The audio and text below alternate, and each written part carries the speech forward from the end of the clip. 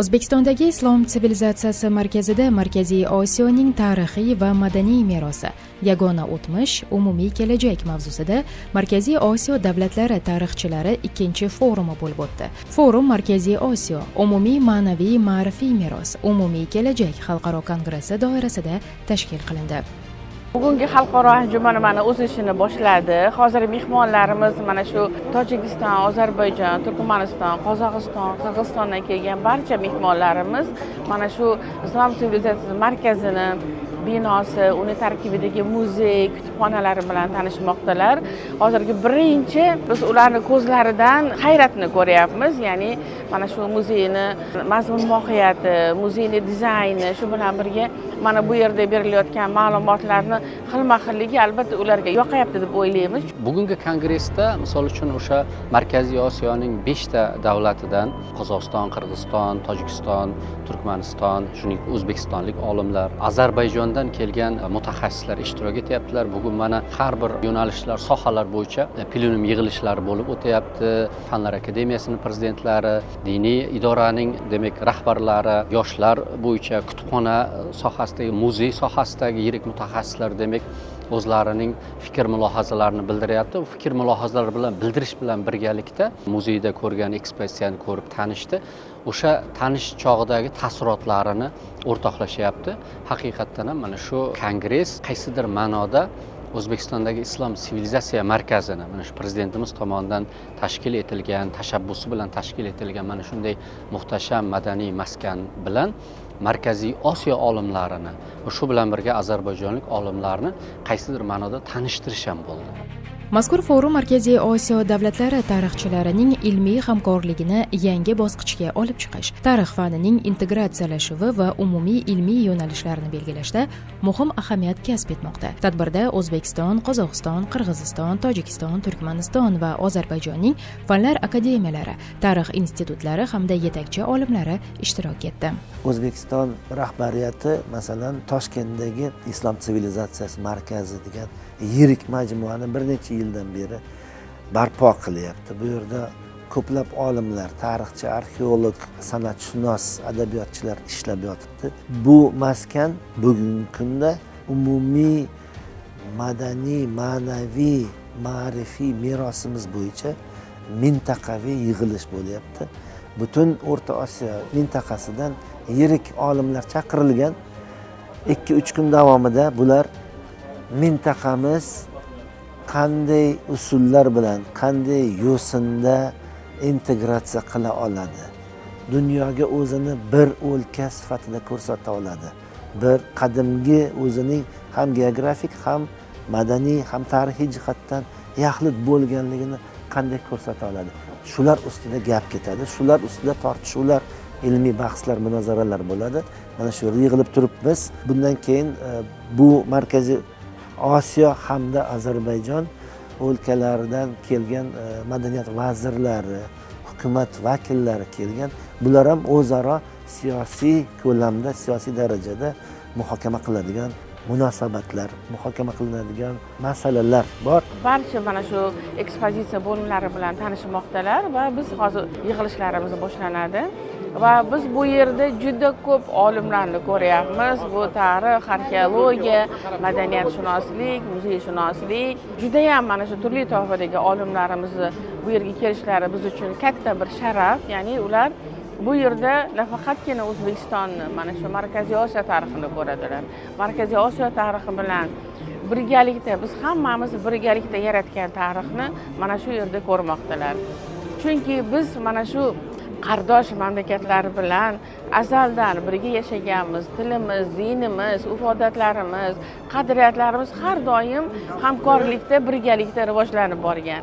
Va men o'ylaymanki, bu yerda qo'yilgan mana shu ekspozitsiyaga barcha artefaktlar, bu yerdagi barcha mana shu ma'lumotlar bizni o'tmishdagi tariximizni, birgalikda yaratilgan tariximizni ko'rib va shu bilan birga mana shu tariximizda yaratilgan bizni kashfiyotlarimizni, mana shu bizni buyuk tarixiy shaxslarimizni, olimlarimizni, allomalarimizni ishlarini bugun ham davom ettirish kerakligini ta'kidlovchi shunaqangi bir ekspozitsiya bo'ldi. Bu ekspozitsiyalarni tashkil etish jarayonida nafaqat o'zbekistonlik olimlar, o'zbekistonlik dizaynerlar, o'zbekistonlik muzeyshunoslar, balki dunyoning turli hududlaridan, misol uchun deylik Turkiya, Rossiya, Italiya va boshqa davlatlarning yirik mutaxassislari jalb etildi va mana shunday bir yirik ekspozitsiya vujudga keldi. Endi ular o'zlarining yurtlariga borib, mana shu maskan O'zbekistondagi islom sivilizatsiyasi haqida so'zlab beradilar va o'ylaymanki, bu O'zbekistonda turizm sohasining yana ham rivojlanishiga, shu bilan birga mana shu O'zbekistondagi islom sivilizatsiya markaziga tashrif buyuruvchilarning, bu yerda nafaqat sivilizatsiya markazi bor, bu atrofda misol uchun Hazrati Imom majmuasi bor. Umuman olganda bu sivilizatsiya markazi o'ylaymanki, Toshkent shahrining turizm bo'yicha tashrif qog'ozidan biriga aylanib boryapti. O'ylaymanki, bu kongress ishtirokchilari uchun juda katta taassurotlarga boy tadbir bo'ladi. Forum yalpi majlis hamda 2 sho'ba majlisidan iborat bo'lib, unda qator ilmiy mavzular muhokama qilindi. Birinchisi Markaziy Osiyo moddiy madaniyati va ma'naviy merosi sho'basida arxeologiya, me'moriy yodgorliklar, islom davri madaniyati, xalqlarni birlashtiruvchi ilmiy an'analar haqida ma'ruzalar tinglandi. Ikkinchisi Markaziy Osiyo tarixi, o'tmishdan zamonaviylik sari sho'basida tarixiy manbalarni o'rganish, Ipak yo'lining sivilizatsiyalar aro ahamiyati, jadidchilik harakatlari va mintaqadagi fan ta'lim integratsiyasi kabi masalalar muhokama qilindi. Markaziy Osiyo mintaqasi ham jo'g'rafiy ham tarixiy jihatdan bir yaxlit o'lka sanaladi. Bugungi kunda siyosiy jihatdan 4-5 hattoki 6 davlatga bo'linib ketgan bu hudud qadimdan o'zining jo'g'rafiy birliklari, deylik cho'llari, dashtlari, tog'lari, daryolari, bundan tashqari tarixiy jihatdan bu yerda yashagan insonlari, bu yerdagi qadimgi sivilizatsiyalar jihatdan yagona bir o'lka, tarixiy, madaniy, jo'g'rafiy o'lka bo'lgan. Turli sabablarga ko'ra so'nggi davrlarda bu o'lka bo'linib ketgan siyosiy jihatdan. Hozirgi kunda bugungi zamonaviy siyosiy xaritada bir necha davlat bor. Biroq bu degani bu davlatlar bir-biri bilan tarixiy taqdirni o'rtoqlashmagan degani emas. Bu yerda yashagan va yashayotgan bugungi kundagi aholi uzun, chuqur tarixiy taqdirni o'rtoqlashgan, tillarni o'rtoqlashgan, dinlarni o'rtoqlashgan, madaniyatini o'rtoqlashgan. Bu nuqtai nazardan bu hudud mintaqadan tashqaridagi boshqa qo'shni mintaqalarga qaraydigan bo'lsak, xuddi shunday yirik global kuchlar, mintaqalar mavjud. Biri Xitoy bo'lsa, biri Rossiya, biri Eron, biri Hindiston bo'lishi mumkin. O'rta Osiyo bugungi kunda jahon ko'lamida o'zining so'zini mustahkam so'ylay oladigan bir mintaqa jihatdan agar chiqsa dunyo siyosiy sahnasiga, shunda ovozi balandroq bo'ladi. Buni O'zbekiston hukumatı to'g'ri tushungan holda, yon atrofidagi mintaqadagi davlatlar hukumatlari anglagan holda shunga integratsiya qilish, bu mamlakatlarda madaniy, ilmiy, ma'rifiy jihatdan integratsiya qilish ustida ishlar olib borilyapti.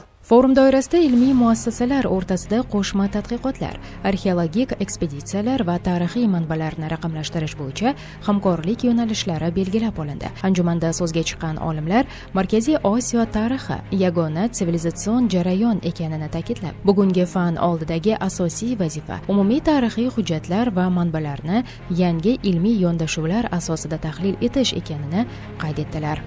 Bu ilmiy anjuman o'zini juda ham katta tarixiy ahamiyatiga ega bo'ladi va mana shu markazni mana shu boshlangan birinchi katta masshtabdagi xalqaro anjumani hisoblanadi va biz mana bir necha kun davomida mana shu hamkasblarimizni, olimlarimizni, hammani bizni shunaqangi Markaziy Osiyo davlatlarini buyuk tarixi bilan, buyuk madaniyati bilan tanishtiramiz. Va shu bilan birga juda ham yangidan yangi bo'lgan, biz uchun qiziqarli bo'lgan ma'ruzalarni tinglaymiz. Tadbirda 19-20 asr boshlaridagi ma'rifatparvarlik harakatlari, diniy ma'rifiy munosabatlar, fan va ta'limdagi yaqinlashuv, jahon ilm-fani bilan integratsiya masalalariga ham alohida e'tibor qaratildi. Tarixchilar 2-forumi Markaziy Osiyo mamlakatlarining ilmiy salohiyati, tarixiy tafakkuri va ma'naviy yaqinligini yana bir bor namoyon etdi.